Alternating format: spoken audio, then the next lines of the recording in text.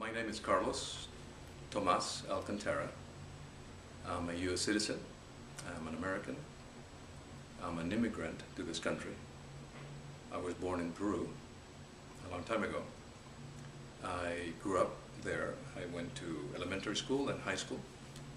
When I graduated from high school, I came to California, the state next door, to go to college.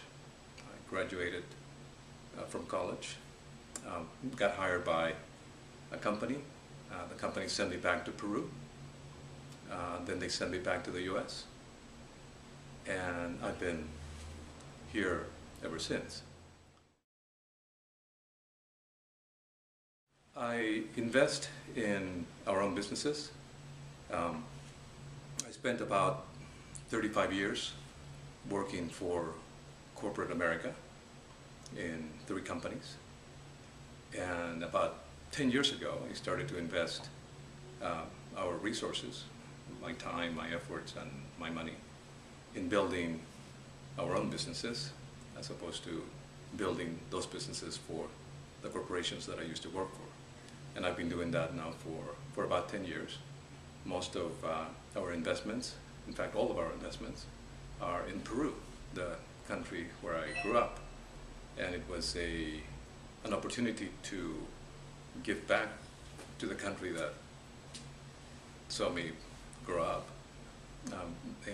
because my investments have generated employment, good employment, and that was a way to contribute back to my old country. At the same time, build a business to continue, generating a standard of living for me and my family. I didn't grow up in the United States. I was 17 when I finished high school and I started college in the States.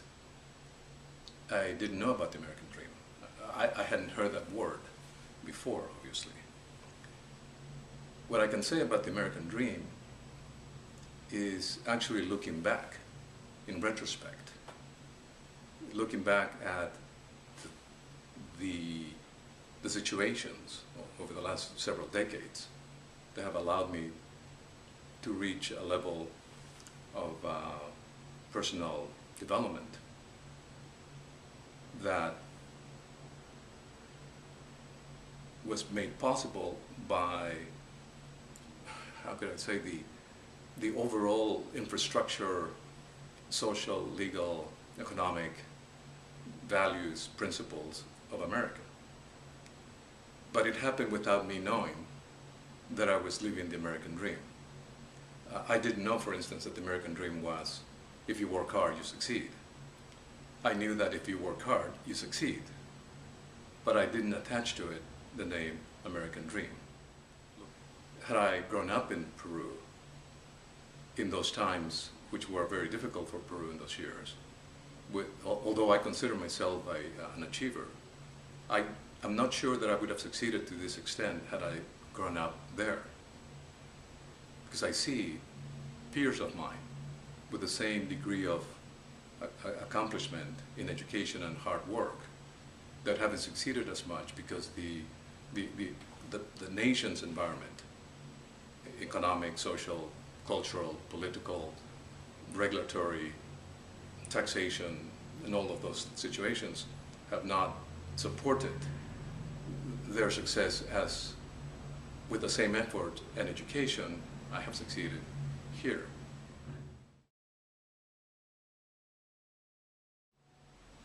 First of all, I came at 17 by myself. I finished high school in December, and in January I was already in school in California. This is a long time ago, before the existence of cellular phones, emails, faxes. It was letters, and letters would take 2 or 3 weeks to go back and forth. I was completely cut off from my country and my family. Overnight, I got onto the plane and Peru disappeared. We went into a black hole. There were no news, no internet, no papers, no news about Peru. And suddenly I was in a whole new country, different language, different culture, different values, different habits, different needs, different requirements, different laws, different understandings, different people. What drove me was my objective to succeed, to graduate. I was in the dean's list all my semesters. I was the valedictorian for my class. I won the graduating student award for my year, an award that was given by the faculty of the university. I was given that award. I was very motivated, not only in graduating, but in succeeding. And in doing so, I outperformed my peers. I worked at night. The education was paid by scholarships, my parents, and myself. I worked in the evenings. I worked ungodly hours every week. I actually thought college was easy compared to the work at night and having very little hours of sleep. But it was difficult. But what happens is although you become homesick, and I think it's a sickness because you're also physically knocked out by not being in your home. But you begin to adapt. You begin to change, you adapt. I was young enough, I was 17. And slowly but surely, I began to absorb the new environment, the new values, the new friends, the new language, the new culture, the new habits, the new requirements. The Chalaco Foundation is actually a concept that my wife Shanda and I have thought out in order to help the communities in Peru. Up to date, what we have done is support them with my time and my advice. I have provided pro bono efforts. What we have done is given them a steady job, an income. Now they, as opposed to not having any money, actually, now they have a daily salary or a weekly salary. That now they can spend those monies in the local little shop. In an environment where there's nothing, you can really see what a job does. In a big city like here, it's hard to recognize the value of a job, but it really has a huge value. And the job is the fundamental need.